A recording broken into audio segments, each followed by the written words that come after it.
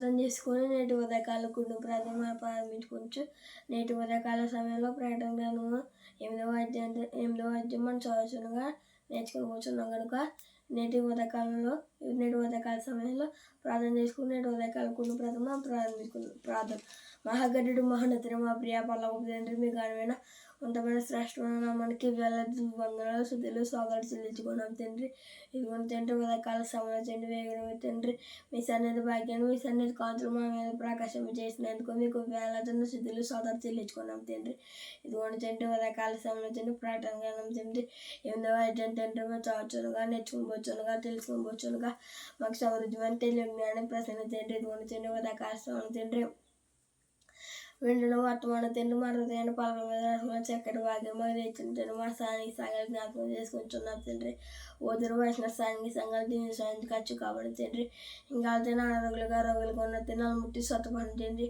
ఈ ప్రార్థన మా ప్రేమ కొమ్మడ్డారు మా ప్రభువైన యేసుక్రీస్తు నామములో ఈ ప్రార్థన మీకు సమర్పించి ఆడబెట్టి మా ప్రియ పిల్లలకు తండ్రి ఆమేన్. మన మధ్యలో విషయాన్ని కూడా ప్రార్థన చేస్తారు. ప్రార్థన. పరలోక మా కన్న తండ్రి, గడిచిక మిగిల్చుకున్నాం తండ్రి. ఉదయకాశం ఇట్టేదిగా తండ్రి. ప్రకటన కదా తండ్రి 8వ అధ్యాయం తండ్రి మేము చదువుతుందిగా నేర్చుకుని తండ్రి తెలుసుకుని పోతుందిగా తండ్రి. విని విడిసకంటే మారుతూ రాసుకునేలా చేయండి తండ్రి. ఉదయకాశం ఇట్టేదిగా తండ్రి లేచి ఆయన వారికి దయచేయండి తండ్రి. మాకు ప్రేజర్ సాయంకాలం జ్ఞాపకం చేసుకుని తండ్రి. ఓదరు వైఎస్ఆర్ కిసాన్ కాపాడుతుంది వాక్యాన్ని పోసిన బేలరాజు నేను చెప్తాను కుటుంబాన్ని కూడా దేవుంటాను తండ్రి. ఉదయకాల సమయంలో తండ్రి వర్తమానం వినించండి కదండి. విని విడితే కాడుతుంది మారుతూ రాసుకుంటా చేయండి తండ్రి.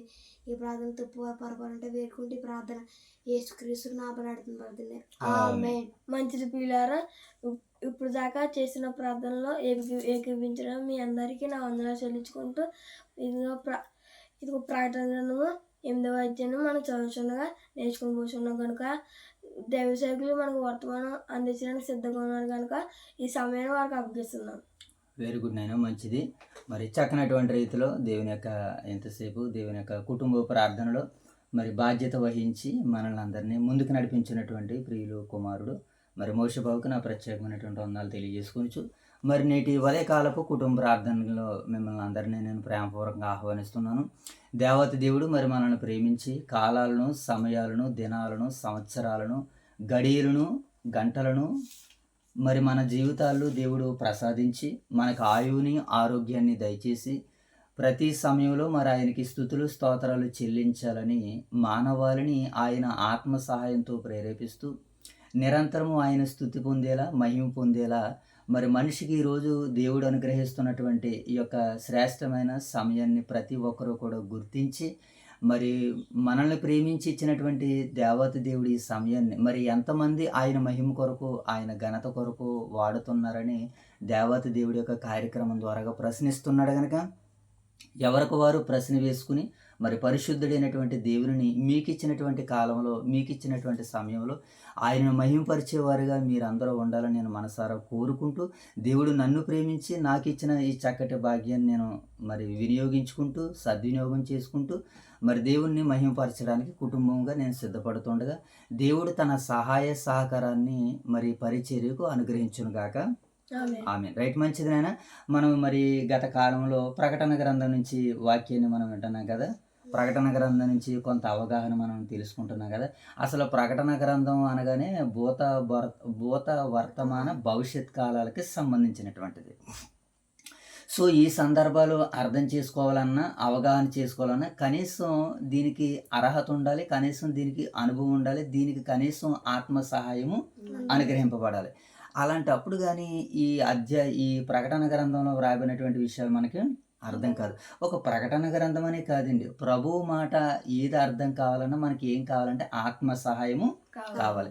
కనుక దేవుడు మరి మనకు ఆత్మ సహాయాన్ని అనుగ్రహిస్తున్నాడు కనుక గత కాలంలో 1వ అధ్యాయం ద్వారా మనం కొన్ని వర్తమానాలు ఎన్నో ఇక్కడ ప్రకటన గ్రంథంలో వ్రాయబడినటువంటి సంఖ్యలు ఏమండి, పదాలు ఏమండి, ఆ యొక్క జంతువుల యొక్క ఏమంటే వాటి యొక్క శరీరాలు కావచ్చు, వాటి యొక్క అవయవాలు కావచ్చు, ఇవన్నీ మనం ఎలా దీనిని స్వీకరించాలంటే అలంకారపూర్వకంగా వ్రాయబడినటువంటి భాష.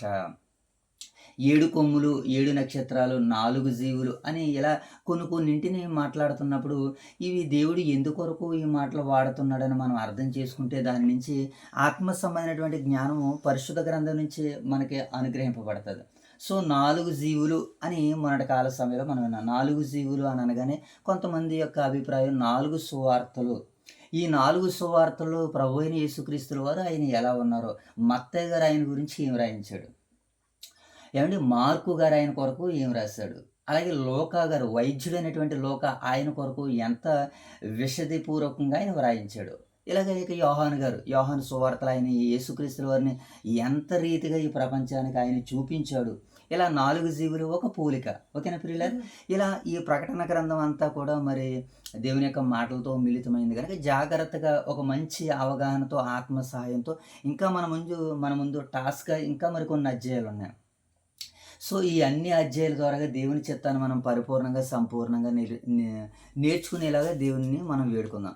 సో ఈ ప్రకటన గ్రంథం మొదటి అధ్యాయం ద్వారా మనం విన్నటువంటి వర్తమానం ఏంటి, గత కాలంలో యేసుక్రీస్తు ప్రభుల వారి యొక్క ఆయన యొక్క సౌందర్యము, ఆయన యొక్క వర్ణన, ఆయన యొక్క పోలికలు చక్కనటువంటి రీతిలో మరి ప్రకటన గ్రంథం మొదటి అధ్యాయం మనం చూస్తున్నాం. ఇక ప్రకటన గ్రంథం మొదటి అధ్యాయంలో ప్రకటన గ్రంథం ద్వారా దేవుడు ఈ ప్రపంచానికి అందించాలనుకున్నటువంటి సందేశం ఏంటంటే మొట్టమొదటిగా తాను ఏర్పాటు చేసుకున్నటువంటి, తాను నియమించుకున్నటువంటి, తాను కట్టుకున్నటువంటి రాజ్యానికి కొన్ని సూచనలను సలహాలను అనుగ్రహిస్తున్నాడు. మైనర్ ఆసియాలో ఉన్నటువంటి ముఖ్యమైనటువంటి పురాతన పట్టణాల్లో ఉన్నటువంటి సంఘాలకి ఈ సందేశాలని పంపించాలి, ఈ సంగతులన్నీ కూడా వినిపించాలని అలనాడు అపోస్తులు అగ్రగణ్యులైనటువంటి వాళ్ళందరినీ దేవుడు తన మహిమ కొరకు వాడుకున్నాడు. తెర ముందు కనిపించేటువంటి క్రీస్తు సైనికులు లేదా క్రీస్తు శిష్యులు కనబడుతున్నారు. అలాగే తెర వెనక నుండి కూడా దేవుని యొక్క చిత్తాన్ని నెరవేర్చేవారు కూడా మనకి కనబడుతున్నారు. సో మొత్తానికి దేవుని యొక్క సువార్తను, దేవుని యొక్క యేసుక్రీస్తుల వారి యొక్క సువార్తను, సేవను ముందు ఉండి నడిపించేవారు కనబడుతున్నారు, వెనక నుండి కూడా నడిపించి ప్రోత్సహించేవారు కూడా పరిశుద్ధ గ్రంథంలో మనకు కనబడుతున్నారు. అలాంటి వారిలో ఒకడైన వాడే ఈరోజు లేదా మనం వింటున్నటువంటి ఆయన యోహాను గారు కూడా అపోస్తులందరూ కూడా ఎలాగున్నారంటే ఆయన శ్రమలలో పాలివారిగా ఉన్నారు, ఆయన రాజ్యంలో పాలివారిగా ఉన్నారు, ఆయన సహనంలో కూడా పాలివారిగా ఉన్నారు. కనుకనే దేవుడు వారిని మరి ప్రపంచానికి మరి చక్కనటువంటి యోగ్యులుగా వారిని చూపించారు. ఒక మాట అన్నారు శిష్యుల గురించి వ్రాయబడినటువంటి మాట, భూలోకమును తలక్రిందులు చేయవారు ఇక్కడ కూడా వచ్చి ఉన్నారని అన్నారు. అంటే భూలోకాన్ని తలక్రిందులు చేశారని అంటే వారికి ఉన్నటువంటి పాండిత్యం, జ్ఞానం అంత గొప్పదని. కానీ ఈరోజు కొంతమంది మనుషుల యొక్క మానవ జ్ఞానంతో ఏం చేస్తున్నారంటే ఉన్నది లేనిది చెప్పి ప్రజల మీద రుద్ది ప్రజలను ఒక మంచి సత్య సంబంధంలో నుంచి మరి తొలగించినటువంటి వారు మనకు కనబడుతున్నారు. లేని వాటిని చెప్పేవారు కనబడుతున్నారు మనకి ప్రాక్టికల్గా ఈరోజు సమాజంలో ఉన్నటువంటి ఎవరైతే ఆధ్యాత్మికతను మేము మీకు నేర్పిస్తాం, వినిపిస్తాం అని అంటున్నారో వారి ద్వారా ఈ మాటలు మనకు కనబడుతున్నాయి. కానీ ప్రారంభంలో ఉన్నటువంటి యేసుక్రీస్తుల వారి శిష్యులు ప్రపంచాన్ని తలక్రిందులు చేసేటంత సువార్తను వారు ప్రకటించారు. వారు ప్రకటిస్తే ప్రతి ఒక్కరు కూడా మారు మనసు పొందాల్సిందే. ఈరోజు ప్రకటనలకు మారు మనసులు ఉండవండి. తిరుగుబాటు స్వభావం ఎలా చేయాలి, ఎదుటి వారికి ఎలా ఎనకౌంటర్ అన్నటువంటి విషయాల మీద ఆధ్యాత్మిక స్థితిని కూడా మార్చేశారు. సో అలాంటి తరుణంలో మరి పరిశుద్ధ గ్రంథం మానవాళిని అందరినీ ఎక్కడికి నడిపిస్తుందంటే మరి మరణానంతరం వెళ్ళబోతున్నటువంటి ఆ మహాలోకాలకి తీసుకుని వెళ్ళడానికి పరిశుద్ధ గ్రంథం ఈరోజు మన కళ్ళ ముందు సిద్ధంగా ఉంది. సో ఇలా ప్రకటన గ్రంథం మొదటి అధ్యాయంలో ఆయన సహనంలోను, రాజ్యంలోను మరి శ్రమలలోను పాలివారిగా అపోస్తులు కనపడుతున్నారు. కనుకనే తన మాటను దేవుడు ఈ ప్రపంచానికి చేరవేయాలనుకున్నాడు. ఇక రెండో అధ్యాయంలో మనం విన్నటువంటి వర్తమానం ఏమిటి, మరి ప్రకటన గ్రంథంలో లేదా మైనర్ ఆసియాలో ఉన్నటువంటి ఆ సంఘాలకి 7 నక్షత్రాలు 7 దూతలు అన్నాడు. ఆ 7 నక్షత్రాలు 7 సంఘాలు అని, ఆ 7 దీపస్తంభాలు ఆ సంఘాల దూతలని మనం చూసాం. ఈ సంఘాలకి మరి ఏమని వర్తమానం అందించాడైనా, ఆ సంఘాలలో ఉన్నటువంటి విశ్వాసులు ఎలా ఉన్నారో తాము మొదటి ప్రేమను విడిచినటువంటి వారిగా కనబడుతున్నారు. అయితే వాళ్ళకు ఉన్నటువంటి సామర్థ్యం ఏంటి, ఎదుటివాడు సత్య సంబంధుడా మరి అబద్ధ సంబంధుడా అన్నటువంటి విషయాన్ని తేల్చి చెప్పగలిగేటువంటి సామర్థ్యం వారికి ఉన్నది. ఎవరికి? ఎఫెసీ సంఘానికి. అయితే వారు మొదట వారికి ఉండినటువంటి ప్రేమను వాడు విడిచిపెట్టారు. వారు విడిచిపెట్టగానే మరలా నువ్వు మొదటి ప్రేమను తిరిగి నువ్వు కొనసాగించాలంటే నువ్వు మారు మనసు పొందాలి. ఏం చేయాలి మోషే బాబు? మారు మనసు పొందాలి. మీరు పశ్చాత్తాపడాలని ఆ మొదటి సంఘాలని మరి దేవుడు హెచ్చరించినట్లుగా మనకు కనబడుతుంది. ఒక ఎఫెసీ సంఘాన్ని, స్ముర్న సంఘాన్ని, పెర్గమ సంఘాన్ని, తుయతైర సంఘాన్ని, ఆ సంఘాలకి మరలా ఏం చేశారంటే మారు మనసు పొందమని వాటికి ఆజ్ఞాపిస్తున్నట్లుగా మనకు కనబడుతుంది. పశ్చాత్తాపం పొందమంటున్నాడు. మీరు తిరిగి పశ్చాత్తాపం పొందితే ఇదిగో మీకు మన్నాను మీకు భుజింపనిస్తాను, మీరు దేవుని సింహాసనం మీద మీరు ఆసీనులై ఉంటారు, ఇశ్రాయేలు వారి 12 గోత్రాలు మీరు ఏలతారని దేవుడు వారికి చక్కనటువంటి వాగ్దానాలు చేసినట్లుగా మనకి కనబడుతుంది. ఆ తదుపరి 3వ అధ్యాయంలో మనం చూసాము. మిగిలిన ఆ సంఘాలకు మరలా కొన్ని మాటలు వ్రాసినట్లుగా ఏమంటే సార్దిసు, ఫిలదెల్ఫియా, లవోదికియా. మరలా ఈ 3 సంఘాల్లో ఒక సంఘం మనకి ఫిలదెల్ఫియా సంఘం కొంచెం బెటర్గా మనకి కనబడుతుంది. మిగతా వాటిని ఏం చేయమన్నాడంటే మారు మనసు పొందాలి, మీరు మరలా పశ్చాత్తాపం పడాలని. మరి సంఘాలకి ఎన్నో విలువైనటువంటి మాటలు. ఏమంటే వారు ధనవంతులు అని అనుకుంటున్నారు, దిక్కుమాలుగా ఉన్నారు, దరిద్రులుగా ఉన్నారు, కానీ పైపచ్చుకు మేము ధనవృద్ధి చేసుకున్నాం అనుకున్నాడు. కానీ మీరు మరలా తిరిగి మారు మనసు పొందాలి, లేదా నీ దీపస్తంభం నుంచి నిన్ను నేను తీసేస్తానని దేవుడు మరి వారిని హెచ్చరించినట్లు కనబడుతుంది. హెచ్చరిక దేనికి సూచనగా కనబడుతుంది అంటే కృపకు సూచనగా కనబడుతుంది. ఎవరైతే హెచ్చరికను మరి స్వీకరిస్తారో వారు పశ్చాత్తాపడడానికి అవకాశం ఉంది, కృప పొందుకోవడానికి అవకాశం ఉందని మనకి ప్రకటన గ్రంథం ఉన్న 3వ అధ్యాయం ద్వారా మనం విన్నటువంటి వర్తమానాలు. సో మొత్తానికి టోటల్గా 7 సంఘాలలో మరి బెటర్గా 2 సంఘాలు మనకు కనబడుతున్నాయి. ఒకటి స్మరణ సంఘము, రెండవది ఫిలదెల్ఫియా సంఘం. మరి కనమ సంఘాలన్నీ పరిస్థితులు ఎలా ఉన్నాయంటే వారు తమ్మును తామును ఇంకా శుద్ధి చేసుకోవలసిన వారై ఉన్నారని వాక్యము వారికి హెచ్చరిక చేసింది. సో ఇలా మనము 7 సంఘాలు కూర్చున్నటువంటి వర్తమానం ఉన్నాం. ఇక 4వ అధ్యాయం దగ్గరకు రాబోయేసరికి మనకి పరలోక దర్శనాన్ని యోహాను గారు ఆయన మరలా మొదటి బోరస్వరం వంటిది ఏ స్వరంతో అయితే ఆయన మరి పరలోకాన్ని, వైభవాన్ని, క్రీస్తు యొక్క వైభవాన్ని చూశాడో ఆ వైభవం అంతా కనబడుతుంది. పరలోకంలో 24 పెద్దలు ఉన్నారు, దేవుని గొప్ప మహాసింహాసనం ఉంది, ఆయన కిరీటాన్ని ధరించి ఉన్నాడు. ఏమంటే 24 పెద్దలు, 24 సింహాసనాలు, ఏమంటే 24 కిరీటాలు.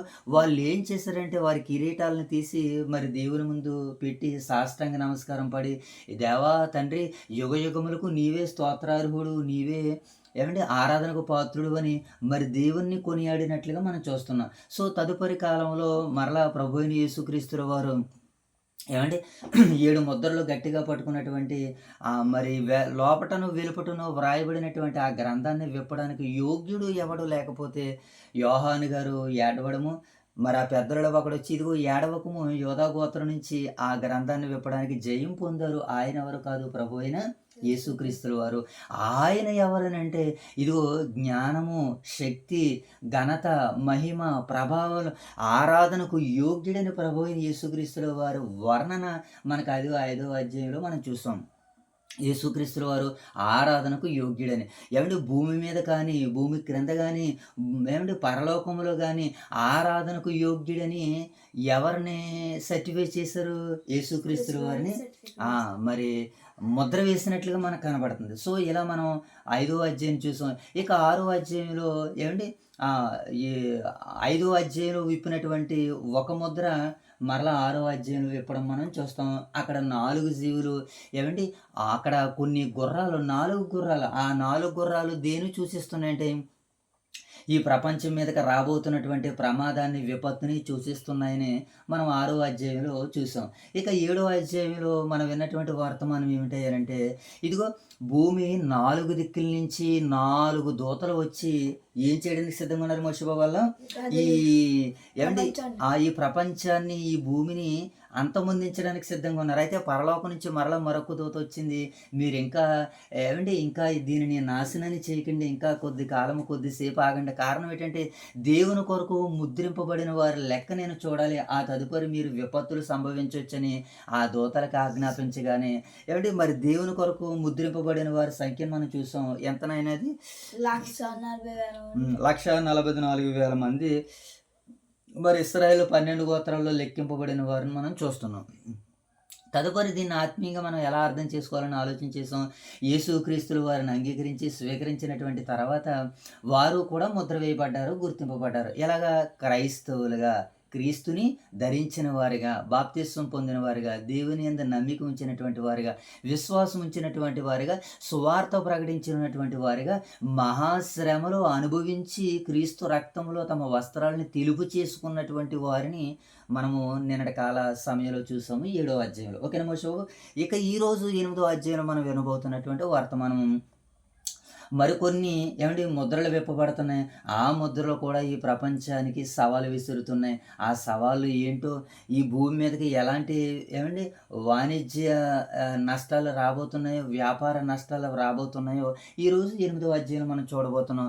కనుక ఈ 8వ అధ్యాయంలో రాబడినటువంటి నేపథ్యాన్ని ముందుగా మనం చదువుకుంటూ నేటి ఉదయకాలపు వర్తమానంలో కుటుంబ ప్రార్థనలో మన అందరం ముందుకు వెళ్ళే ప్రయత్నం చేద్దాం. ఓకేనా మోషో?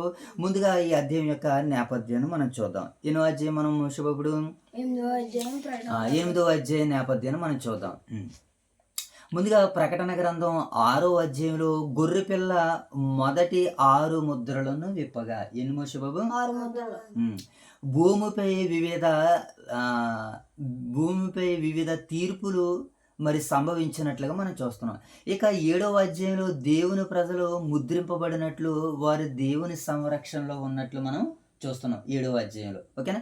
ఇక ఇప్పుడు 8వ అధ్యాయంలో 7వ ముద్ర విప్పబడుతున్నప్పుడు 7 తీర్పులు మనకి ఇక్కడ కనబడుతున్నాయి. ఏంటి మోషబాబు? 7 తీర్పులు మనకి ఇక్కడ కనబడుతున్నాయి. ఇది దేవుని తీర్పుల్లో మరింత అత్యంత తీవ్రమైనటువంటి దశ. ఇప్పుడు ఈ బూరల ద్వారా ఈ ప్రపంచం మీదకి ఏం రాబోతుందంటే ఉగ్రత రాబోతుంది. ఈ ప్రపంచం మీదకి వినాశనం రాబోతుంది. సో ఇది ఈ అధ్యాయం యొక్క నేపథ్యం. సో ఇప్పుడు ఈ అధ్యాయం యొక్క సారాంశంలోనికి వెళ్ళే ప్రయత్నాలు చేద్దాం. ఈ అధ్యాయంలో ఎన్ని వచనాలు ఉన్నాయి మోషబాబు? సుమారుగా 13 వచనాలు. ఈ 13 వచనాలని ఒక 4 భాగాలుగా చేసుకుని మనం మాట్లాడుకుందాం. ఓకేనా? మొట్టమొదటి సారాంశంలో మొదటి భాగాన్ని మనం చూద్దాం. 7వ ముద్ర విప్పబడుట. ఏంటన్నా? 7వ ముద్ర విప్పబడుట. యేసుక్రీస్తు 7వ ముద్రను విప్పగా పరలోకములో సుమారు ఒక అరగంట నిశ్శబ్దం ఏర్పడింది. పరలోకంలో ఏం జరిగింది మోషబాబు? ఒక అరగంట నిశ్శబ్దం ఏర్పడింది. కారణం ఏంటంటే ఇదిగో 7వ ముద్రని విప్పుతున్నారు కనుక ఇప్పుడు నిశ్శబ్దం. ఏం జరగబోతుందని అప్పుడప్పుడు సభల్లో కానివ్వండి, బహిరంగ వేదికల్లో కానివ్వండి, మనం నిశ్శబ్దతను పాటిస్తాం కదా.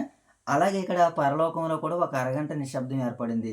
ఇది దేవుని గౌరవానికి, పరిశుద్ధతకి సూచనగా ఉంది. రాబోయే తీర్పులకు సూచన. దేవుని న్యాయమైనటువంటి తీర్పు ప్రారంభించడానికి ముందున్న గంభీరతను ఈ భాగంలో మనకి కనబడుతుంది. సో సారాంశంలో ఇప్పుడు మొదటి భాగంలోనికి మనం చదివే ప్రయత్నాలు చేద్దాం. ఓకేనా? 8వ అధ్యాయం మొదటి వచనం చదువు. ఆయన 12వ ముద్రను విప్పినప్పుడు పరలోకమందు ఇంచుమించు అరగంట సేపు నిశ్శబ్దముగా ఉండెను. ఎంతసేపు ఉందట మోషబాబు? అరగంట సేపు నిశ్శబ్దముగా. ఇది దేనికి సూచనగా కనపడుతుంది? దేవుని యొక్క గౌరవానికి, పరిశుద్ధతకి సూచనగా, ఆయన యొక్క అధికారానికి సూచనగా మనకు కనబడుతుంది. సో ఇప్పుడు సారాంశంలో 2వ భాగాన్ని మనం చదువుదాం. పరిశుద్ధుల ప్రార్థనలు దేవుని సన్నిధికి చేరుట. ఏంటైనా? పరిశుద్ధ ప్రార్థనలు దేవుని సన్నిధికి చేరుట. ఇప్పుడు మరొక దూత ధూపద్రవ్యంతో వచ్చి పరిశుద్ధుల ప్రార్థనలను దేవుని సింహాసనం ఎదుట అర్పిస్తున్నాడు. ఇప్పుడు దీని వలన ఏం జరుగుతుందంటే విశ్వాసులు ప్రార్థనలు దేవుని దృష్టిలో అమూల్యమైనవని మనకు కనబడుతున్నాయి. దేవుడు తన ప్రజల ప్రార్థనలను ఏం చేస్తాడు? ఆలకిస్తాడు. తప్పకుండా దేవుని ప్రజలకు ఆయన మొర వినబడుతుంది, ప్రతిస్పందన వస్తుందని ఈ అధ్యాయంలో సారాంశంలో 2వ భాగంలో మనకు వినబడుతున్నటువంటి వర్తమానం. సో సందేశం. సో ఇప్పుడు ఆ భాగాన్ని చూద్దాం. 2వ వచనం నుంచి చదువున్నాను. 2వ వచనం. అంతటా నేను దేవుని ఎదుట నిలుచు 7 దూతలను చూసి తిని, వారికి 7 బూరలు ఇవ్వబడ్డాయి. ఎన్ని ఇవ్వబడ్డాయి మోషబాబు? 7 బూరలు. ఇప్పుడు 3వ వచనం. మరియు సువర్ణ ధూపార్తి చేత పట్టుకుని ఉన్న వేరొక దూత వచ్చి బలిపీఠం ఎదుట నిలవగా, సింహాసనం ఎదుట ఉన్న సువర్ణ బలిపీఠము పైన పరిశుద్ధులందరి ప్రార్థనలతో కలుపుటకై అతనికి బహు ధూపద్రవ్యములు ఇయ్యబడెను. అప్పుడు ధూపద్రవ్యములో పొగ పరిశుద్ధుల ప్రార్థనలతో కలిపి దూత చేతిలో నుండి పైకి లేచి దేవుని సన్నిధిని చేరును. ఆ దూత ధూపార్తిని తీసుకుని బలిపీఠం పైనున్న నిప్పులతో దానిని నింపి భూమి మీద పడవేగా ఉరుములు, ధ్వనులు, మెరుపులు, భూకంపములను వచ్చాను. కలిగిను. అంటే ఏం కలిగినాయి? పరిశుద్ధుల ప్రార్థనల ద్వారాగా ఈ ప్రపంచం మీదకి తెగుళ్ళు ఈ ప్రపంచం మీదకి ఏమొచ్చినాయి అంటే మోషే బాబు? తెగులు వచ్చినదే.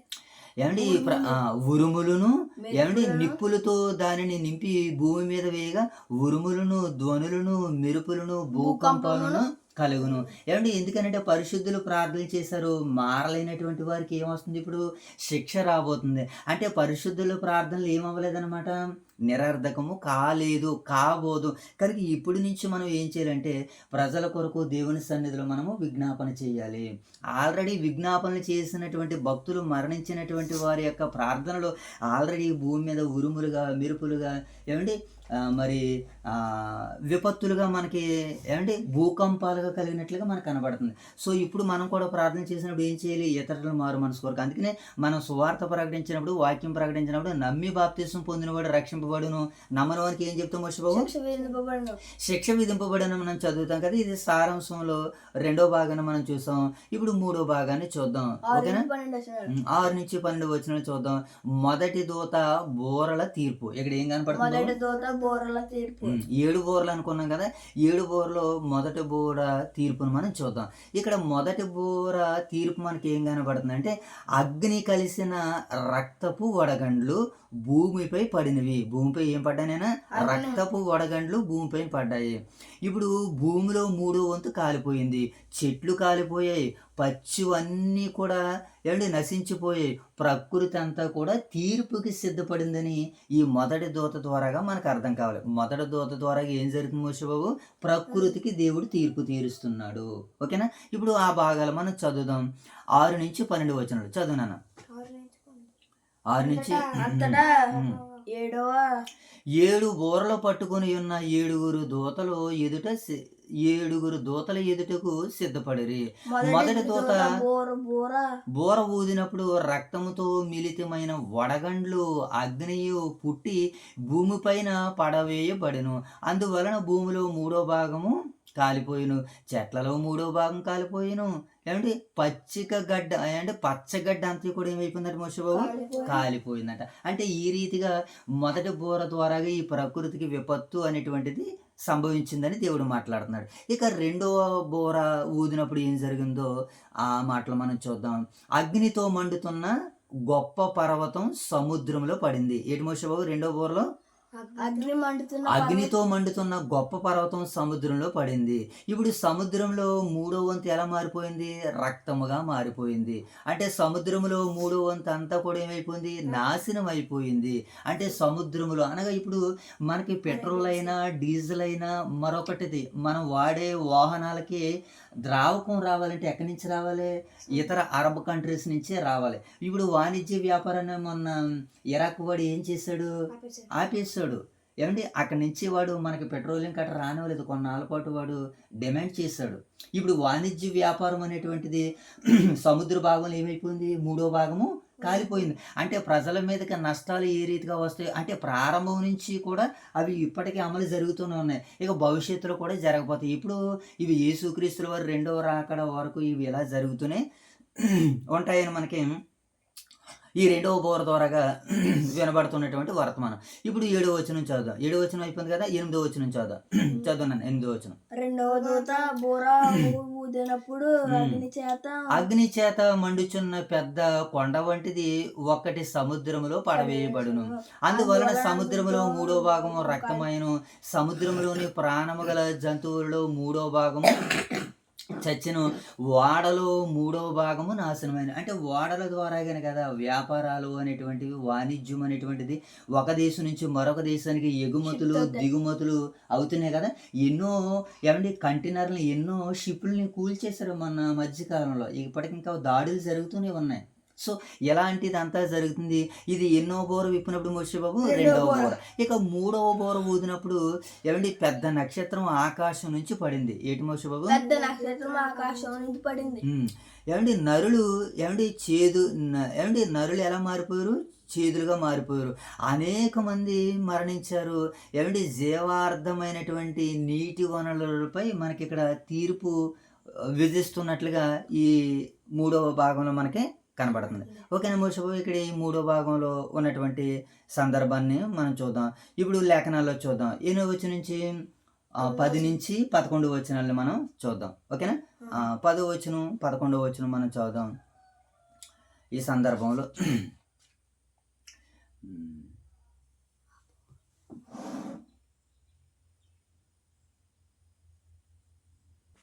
ఇప్పుడు 11వ వచనం నుంచి చదువుదాం. 10వ వచనం చదువుదాం. 3వ దూత బోర ఊదినప్పుడు దివిటీల వలె మండుచున్న ఒక పెద్ద నక్షత్రము ఆకాశం నుండి రాలి నదుల 3వ భాగం మీదను నీటి బుగ్గల మీదను పడెను. ఆ నక్షత్రముకు ఒక పేరు ఉంది. ఆ నక్షత్రమునకు మాచిపత్రి అని పేరు. అందువలన నీళ్ళలో 3వ భాగం మాచిపత్రి అయిన నీళ్లు చేదైపోయినందున వాటి వలన మనుషులు అనేకులు చచ్చిరి. ఇందాక సముద్రం మీద మరి 3వ బోరను ఊదినట్లుగా మనం చూస్తున్నాం. 2వ బోరని ఇప్పుడు 3వ బోరలో నదుల మీద వేస్తున్నాడు ఆకాశం నుంచి పెద్ద నక్షత్రం. ఇప్పుడు మనం ఏమంటే వాటర్ నీరుగా తీసుకునేది నదుల నుంచి తీసుకుంటామా సముద్రాల నుంచి తీసుకుంటామా? నదుల నుంచే తీసుకుంటాం. ఎందుకనంటే నదుల నీరు అన్నింటికి ఏమంటే వనరులకి వ్యవసాయాలకి నదుల నుంచి నీరే మనకు ప్రయోజనకరంగా ఉంటుంది. సో ఇక్కడ ఈ నదుల మీద ఎప్పుడైతే 3వ బోర వచ్చి ఊదిందో మరి అక్కడ ఉన్నటువంటి వాళ్ళందరూ కూడా ఆ నీరు తాగడం వల్ల అనేకులు మరి చనిపోయారని ఇది నష్టాన్ని ఏమండి మరి సూచిస్తున్నట్లుగా ఈ బోర నుంచి మనకి అర్థమవుతుంది. అంటే జీవనాధారమైనటువంటి నీటి వనరులపై కూడా దేవుడు ఏం చేశాడు మోషే బాబు? తీర్పు తీర్చాడని ఈ 3వ బోర ద్వారాగా మనకు వినబడుతున్నటువంటి వర్తమానం. ఇక 4వ బోరను మనం చూద్దాం. 12వ వచనాన్ని చూద్దాం. 4వ బోర మనం చూసినప్పుడు ఏమండి సూర్యుడు చంద్రుడు నక్షత్రాలు 3వ వంతు ఎలా మారిపోయిందంటే చీకటిగా మారిపోతుంది. అంటే వెలుగు తగ్గిపోతుంది, భూమిపై చీకటి పెరుగుతున్నట్లుగా మనకు కనబడుతుంది. అంటే సృష్టి వ్యవస్థలపై కూడా దేవుని అధికారం తీర్పులు జరుగుతున్నట్లుగా ఈ 4వ బోర ద్వారాగా వర్తమానం మనకి అందించబడుతుంది. దీనికి సంబంధించినటువంటి మాటను మనం చదువుదాం. 12వ వచనం. 12వ వచనం. 4వ దూత బోర ఊదినప్పుడు సూర్య చంద్ర నక్షత్రములలో 3వ భాగము చీకటి కమ్మెను. ఏమంటే పగటిలో 3వ భాగం సూర్యుడు ప్రకాశింపకుండునట్లును రాత్రిలో 3వ భాగమున చంద్రుడు నక్షత్రంలో ప్రకాశింపకుండునట్లును వాటిలో 3వ భాగము కొట్టబడును. వాటిలో 3వ భాగం ఏం చేయిందట? అంటే ప్రతి దాంట్లో 3వ భాగాన్ని దేవుడు తీయడానికి సిద్ధంగా ఉన్నాడంటే ఇంకా శేషాన్ని ఉంచుతున్నాడు. ఈ శేషాన్ని బట్టి ఎవరైతే తిరిగి మరలా దేవుని చెంతకు చేరతారో మరి వాళ్ళందరికీ కూడా మరి విశ్రాంతి ఉన్నదని చెప్పడానికి ఒక సూచనగా ఇది మనకి కనబడుతుంది. ఓకేనా మోషే బాబు? ఇది సారాంశంలో 4వ భాగాన్ని మనం చదవము. ఇక గ్రద్ద ఏంటి మోషే బాబు? దీని ద్వారాగా హెచ్చరిక మనకి ఏం కనబడుతుంది అంటే ఒక గ్రద్ద ఆకాశ మధ్యములో ఎగురుచు ఎలా ప్రకటించింది ఏమని? అయ్యో అయ్యో ఇంకా రాబోయే 3 బోరల తీర్పు ఎంత భయంకరమైనవిగా ఉంటాయని ఈ దూత మాట్లాడుతూ హెచ్చరిక జారీ చేస్తుంది. సో ఇప్పుడు మనము ఆ 13వ వచనాన్ని చదివి మనం ముగించుకుందాం. 13వ వచనం చదవాలి. మరియు నేను చూడగా ఆకాశం మధ్యమున ఒక పక్షిరాజు ఎగురుచు బోరలు ఊదుబోచున్న 3 దూతలు బోరల శబ్దం వంటి భూనివాసులకు అయ్యో అయ్యో అని గొప్ప స్వరముతో చెప్పుట వింటిని. ఈ 3 బోరలు అయ్యో అయ్యో అని గొప్ప స్వరంతో మాట్లాడుతున్నాయట. ఇంతకీ ఏం మాట్లాడిని ఎలా మాట్లాడినాయో మిగతా అధ్యాయాల్లో మనం చూడబోతున్నాం. సో ఈ అధ్యాయానికి సంబంధించినటువంటి సారాంశాన్ని మనం ముగించుకుందాం. ఇక ఈ అధ్యాయానికి సంబంధించినటువంటి వివరాల్లోనికి వెళ్దాం. ఓకేనా మోషే బాబు? ఈ అధ్యాయ వివరాల్లోనికి వెళ్ళి మనం ఆలోచన చేసినప్పుడు దేవుడు తన భక్తుల యొక్క ప్రార్థనలను ఆలకిస్తాడు. పరిశుద్ధుల ప్రార్థనలు ధూపముగా దేవుని సన్నిధికి చేరతాయి. పరిశుద్ధుల ప్రార్థనలు ఏం చేస్తాం మోషే బాబు? ధూపముగా దేవుని సన్నిధికి చేరతాయి. అంటే మన ప్రార్థనలు వ్యర్థము కాదు అని ఈ అధ్యాయం మనకి వివరణ ఇస్తుంది. సో వివరాల్లో రెండో భాగంలోనికి వెళ్దాం. దేవుడు సహనం గలవాడు కానీ న్యాయవంతుడు కూడా. దేవుడు ఎవరు మోషేబాబు? సహనం గలవాడు అలాగే న్యాయవంతుడు. ఎన్నాలని సహనం వహించాలి? ఎన్ని రోజులని సహనం వహించాలి? అందుకనే ఈ ప్రపంచాన్ని దేవుడు చూశాడు. ఇక సహనంతో మరి ఆయన న్యాయాన్ని కూడా చేయాలి. తప్పు చేసినటువంటి వారికి తప్పు అని అండ్ ఒప్పు చేసినటువంటి వారికి ఒప్పు అని ఆయన తీర్పు తీర్చడానికి సిద్ధంగా ఉన్నాడని ఈ ప్రకటన గ్రంథం 8వ అధ్యాయము వివరణ మనకి ఇస్తుంది. ఇక వివరాల్లో 3వ భాగాన్ని మనం చూద్దాం. సృష్టి అంతా దేవుని నియమముతో ఉన్నది. సృష్టి అంతా ఎలా ఉంది మోషబాబు? భూమి, సముద్రము, నదులు, సూర్యుడు, చంద్రుడు అన్నీ దేవుని అధికారానికి లోబడుతున్నట్లుగా మనకి కనబడుతుంది. ఇది సారాంశంలో 3వ భాగం. 4వ భాగాన్ని చదువుకుందాం. దేవుని హెచ్చరికలను నిర్లక్ష్యం చేయకూడదు. దేవుని హెచ్చరికలను నిర్లక్ష్యం చేయకూడదు. దేవుని లక్షణాలు ఏం చేయకూడదు? అయినా మనం నిర్లక్ష్యం చేయకూడదు. దేవుని యొక్క ప్రజలు హెచ్చరికను ఏం చేయకూడదు? నిర్లక్ష్యం చేయకూడదు. పశ్చాత్తాపడేందుకు అవకాశం ఇస్తున్నప్పుడు, అవకాశం ఉన్నప్పుడు దానిని మనము సద్వినియోగం చేసుకోవాలి అని ఈ అధ్యాయం మనకి వివరణిస్తుంది అనమాట. ఇక ఈ అధ్యాయం యొక్క ముఖ్య సందేశాన్ని మనం చూద్దాం. ఈ అధ్యాయం యొక్క ముఖ్య సందేశం విశ్వాసులకు ప్రార్థనలో నిలకడగా ఉండాలి. విశ్వాసులు ప్రార్థనలో నిలకడగా ఉండాలి. విశ్వాసులు ఎలా ఉండాలంటే ప్రార్థనలో నిలకడగా ఉండాలి. ఏమండి? దేవుడు మీ మొరను వింటున్నాడు. తీర్పుల మధ్యలో కూడా దేవుడు తన ప్రజలను కాపాడుతాడని ఇక్కడ విశ్వాసులకు ఒక సందేశాన్ని ఈ అధ్యాయం మనకి తెలియజేస్తుంది. విశ్వాసులు ఇప్పుడు ఎలా ఉండాలి? ప్రార్థనలో నిలకడగా ఉండాలని విశ్వాసులకి తెలియజేస్తుంది. ఇక లోకంలో అవిశ్వాసులు ఉంటారు కదా, అవిశ్వాసులకి దేవుని వాక్యం ఏమని అందిస్తుంది? 8వ అధ్యాయం అంటే దేవుని హెచ్చరికలు ఏమండి తేలికగా తీసుకోకూడదు. దేవుని హెచ్చరికలు ఏం చేయకూడదు? ఇది అవిశ్వాసులకు ఇస్తున్నటువంటి సందేశం. మరి ఏం చేయలేలో? పశ్చాత్తాపానికి అవకాశం ఇచ్చినప్పుడే దేవుని వైపు తిరగాలని అవిశ్వాసులకి ఇక్కడ ఒక మాట మనకి ఈ అధ్యాయంలో వివరించబడుతుంది. విశ్వాసులకు అనుగ్రహింపబడింది ప్రార్థనలో మెలకువగా ఉండాలని, అవిశ్వాసులకి వినబడుతుంది దేవుడు పశ్చాత్తాపానికి అవకాశం ఇస్తున్నాడని. ఇప్పుడు చివరిగా సంఘానికి కూడా సందేశాన్ని ఇస్తున్నాడు. ఏమనంటే పరిశుద్ధతలో సంఘం అంతా కూడా జీవించాలి. ఎలా జీవించాలి మోషే? ప్రార్థనా శక్తిని నమ్మాలి. క్రీస్తు రాకడ కొరకు సిద్ధంగా ఉండాలని దేవుడు సంఘాన్ని కూడా హెచ్చరిస్తున్నట్లుగా ఈ సందేశంలో 3 భాగాలను మనం చూసాం కదా మోషే బాబు. ఇక ఈ అధ్యాయానికి ముఖ్యమైనటువంటి బోధనలు మనం చూద్దాం. ఈ అధ్యాయానికి సంబంధించినటువంటి ముఖ్యమైనటువంటి బోధన చూద్దాము. ప్రార్థనలు పరలోకములో విలువైనవి. ఎలా కనబడతాయి విలువైనవి? ఈ భూమి మీద ఆయన సన్నిధిలో కుమారుడైనటువంటి యేసుక్రీస్తుల వారి నామములో నువ్వు శిరస్సు వంచి మోకరించి నీ ప్రార్థన చేస్తే దానిని విలువైనదిగా కనబడుతుందని 8వ అధ్యాయం మనకి ఏమంటే సవాలు విసురుతుంది. ప్రార్థనలు పరలోకములో విలువైనవి, దేవుని తీర్పులు న్యాయమైనవి. ఏంటి మోషే బాబు? దేవుని తీర్పులు న్యాయమైనవి. దేవుడు సృష్టిపై సంపూర్ణ అధికారము కలిగినవాడు. ఏంటైనా దేవుడు సృష్టిపై సంపూర్ణమైన అధికారము గలవాడు.